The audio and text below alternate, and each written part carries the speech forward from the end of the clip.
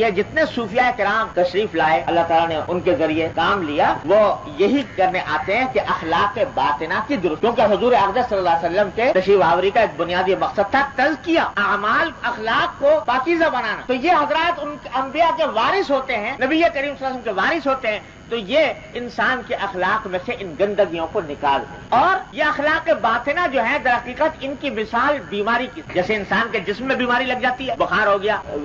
کسی شخص کو کھانسی ہو گئی، نزلہ ہو گیا، بخار ہو گیا، دمے کی تکلیف ہے،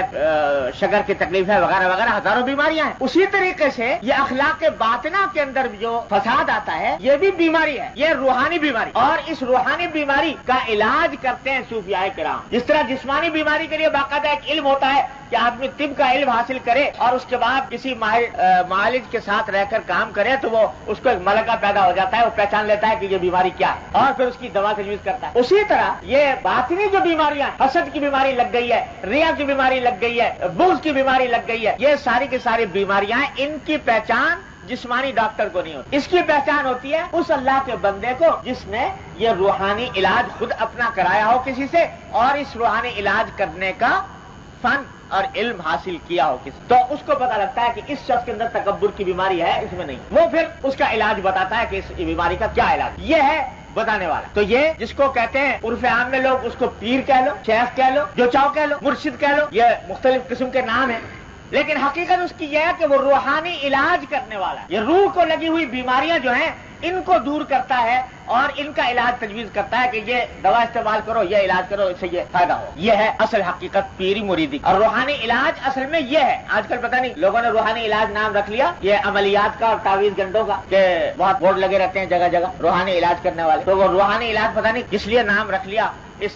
تعویذ گنڈوں کا اور عملیات کرنے کا۔ حقیقت میں روحانی علاج یہ ہے کہ روح کو لگی ہوئی بیماریاں یہ کیسے دور ہوں اور اس کا طریقہ کیا ہو، یہ بتاتا ہے کون؟ یہ روحانی علاج کرنے والا، جس کو آپ اردو میں پیر کہہ لیجیے، مرشد کہہ لیجیے، شیخ کہہ لیجیے، جو چاہے کہہ لیجیے۔ اور حضور اقدس سرور دو عالم صلی اللہ علیہ وسلم کے زمانے سے آج تک دین کے پہنچنے کا یہی طریقہ چلا ہے کہ سرکار دو عالم صلی اللہ علیہ وسلم نے اپنے صحابہ کرام کا روحانی علاج کیا، اور اس روحانی علاج کا اس طرح کیا کہ ایسے مکمل انسان بنا دیے کہ روئے زمین نے ان کی نظیریں نہ اس سے پہلے دیکھی تھی نہ ان کے بعد، ایسے مکمل وہ لوگ جن کے دلوں میں بغض و عداوت کی آگ بھری ہوئی، مرغی کے بچے کے خاطر 40 سال جنگ کرنے کو تیار زمانے جاہلیت کے اندر۔ ایک مرغی کا بچہ کسی کا وہ دوسرے کے کھیت میں گھس گیا، کوئی پودے کے کچھ پتے وتے کھا لیے، تو دوسرے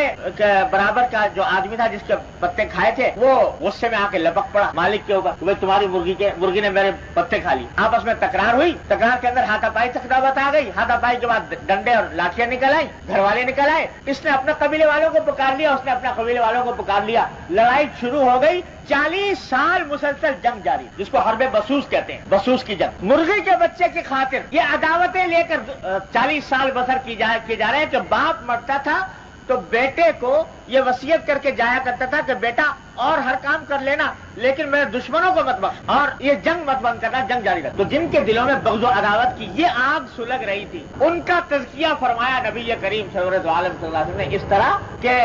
حضرت علی رضی اللہ تعالیٰ عنہ کا واقعہ سنا ہوگا آپ نے، یہودی نے حضور اقدس صلی اللہ علیہ وسلم کے شان میں کوئی گستاخی کا کلمہ کہہ دیا، حضرت علی اس کو چڑھ دوڑے اور اس کو اٹھا کر پٹک دیا زمین اور اس کے سینے میں سوار ہو۔ حضور اقدس صلی اللہ علیہ وسلم کی شان میں گستاخی کرتا، جب اسے دیکھا اور کوئی بس نہیں چلتا تو اٹھا کے وہیں نیچے لیٹے لیٹے حضرت علی کے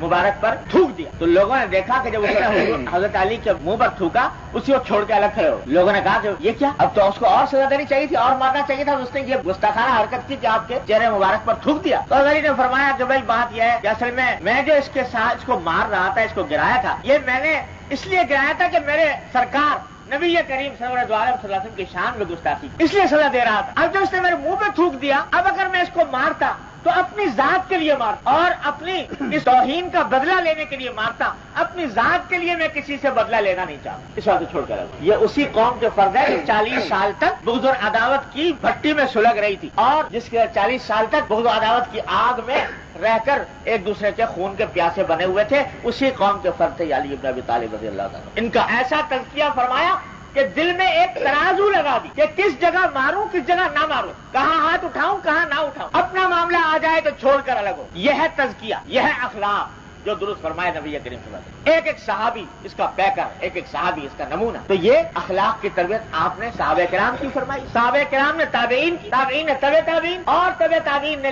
سے لے کر آج تک یہ سلسلہ اسی طرح چلا آتا ہے حضور اقدس صلی اللہ علیہ وسلم کے زمانے. اس کا راستہ یہ ہے کہ آدمی کسی معالج سے رجوع، لیکن پہلے اس کو دل میں اہمیت تو پیدا ہو کہ بھائی میرے اخلاق کی درستی بھی میرا کوئی کام ہے. یہ بیماری جو مجھے گھن کی طرح کھا رہی ہے یہ کہیں مجھے تباہ اور برباد نہ کر دے. جب یہ دل میں احساس اہمیت کا پیدا ہوتا ہے تو پھر کسی اللہ والے سے انسان رجوع کرتا ہے اور پھر اپنی اس کی اصلاح کرا، تو اس کے نتیجے میں یہ اخلاق درست ہو جائے. تو امید ہے کہ بات کچھ کسی درجے میں واضح ہوئی ہوگی کہ یہ ہے تصوف. اسی کا نام تصوف کہہ لو، اس کو اخلاق کہہ لو، اس کو احسان کہہ لو، اس کو طریقت کہہ لو، جو چاہو کہہ لو، لیکن یہ دین کا ایک اہم ترین حصہ ہے، ایک اہم ترین لازمہ ہے جس کے بغیر حقیقت میں دین مکمل ہو نہیں سکتا.